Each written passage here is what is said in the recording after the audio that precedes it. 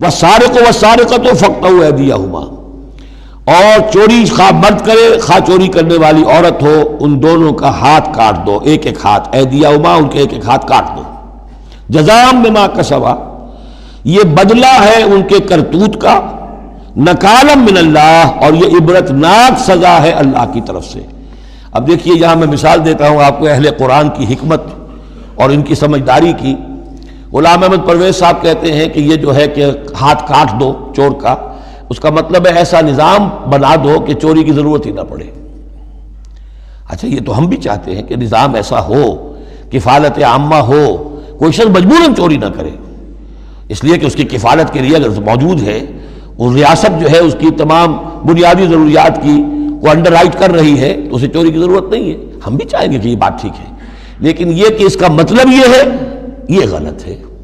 لیکن قرآن کس طرح اپنی حفاظت کرتا ہے؟ ایسے نظام کا قائم کرنا عبرت ہوگی، ایسا نظام کا قائم کرنا ان کے کرتوتوں کی سزا ہوگی۔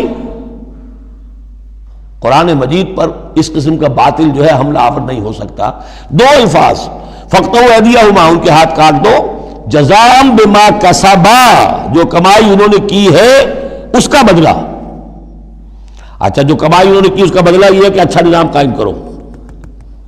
نکالن، نکال کہتے ہیں کہ عبرتناک سزا، نکالا من اللہ، اللہ کی طرف سے عبرت کے لیے۔ اور یہ اسلام کے اندر جو تعزیرات ہیں اور حدود ہیں اور سزائیں ہیں، ان کے لیے لفظ نکال بہت اہم ہے۔ عبرتناک سزا، اگرچہ شہادت کا قانون بڑا سخت رکھا ہے، شبہ ہو تو ملزم کو چھوڑنے کی ہدایت ہے۔ جو آج بھی دنیا کے اندر جو اصول ہیں کہ جو بھی ڈاؤٹ ہے اس کا فائدہ جو ہے، شک کا فائدہ وہ ملزم یا ملزم کو جائے گا، لیکن یہ ساری کے باوجود اگر ثابت ہو گیا ہے، اب سزا وہ دو کہ ایک کو سزا ملے اور لاکھوں کی آنکھیں کھل جائیں، تاکہ آئندہ سے پھر یہ جرم کرنے کی ہمت کسی میں نہ ہو۔ یہ جو ڈیٹرنس ہے، اس طرح کی سزائیں کہ جن سے برائی جو ہے اس کو استحصال معاشرے سے کیا جا سکے، یہی واحد ذریعہ ہے۔ ورنہ دنیا میں امریکہ جیسی کلچر سوسائٹی کے اندر بھی موسٹ ہینس کرائم موجود ہے، بڑا ہی گھناؤنا جرم موجود ہے، اس لیے کہ اس قسم کی سزائیں ہیں ہی نہیں۔ لوگ جرم کرتے ہیں، جیل میں رہے، عیش کیا، کچھ دیر کے بعد پھر آئے، پھر جرم کیا، پھر چلے گئے، باہر جا کے کیا کریں گے، وہاں تو سرکاری مہمان ہیں۔ تو یہ سارا فلسفہ جو ہے نتیجہ یہ کہ جرم جو ہے ان کا وہ بڑھتا چلا جا رہا ہے۔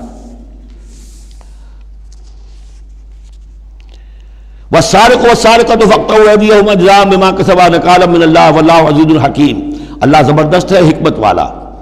فمن تاب من بعد ظلمہ واصلح فإن اللہ یتوب علیہ، تو جس نے بھی توبہ کر لی اس کے بعد اپنے ظلم اور اپنے جرم کے پیچھے واصلہ اور اصلاح کر لی، تو اللہ قبول کرتا ہے اس کی توبہ کو۔ ان اللہ غفور الرحیم، یقیناً اللہ غفور الرحیم ہے۔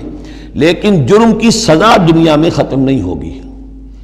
ایک جرم جو کیا ہے وہ جرم ہے دنیا کا، گناہ ہے اللہ کا۔ جرم کی سزا دنیا میں ملے گی، گناہ کی سزا اللہ نے دینی ہے، اس کو اللہ معاف فرما دے گا اگر توبہ کی ہے۔ اگر توبہ نہیں کی ہے تو پھر یہ کہ اس کی سزا بھی ملے گی۔ الم تعلم ان اللہ لہ ملک السماوات والارض، کیا تم جانتے نہیں کہ اللہ ہی کے لیے ہے آسمانوں اور زمین کی بادشاہی۔ یعذب من یشاء ویغفر لمن یشاء، وہ سزا دے گا جس کو چاہے گا اور بخش دے گا جسے چاہے گا۔ واللہ علی کل شیء قدیر، اللہ ہر چیز پر قادر ہے۔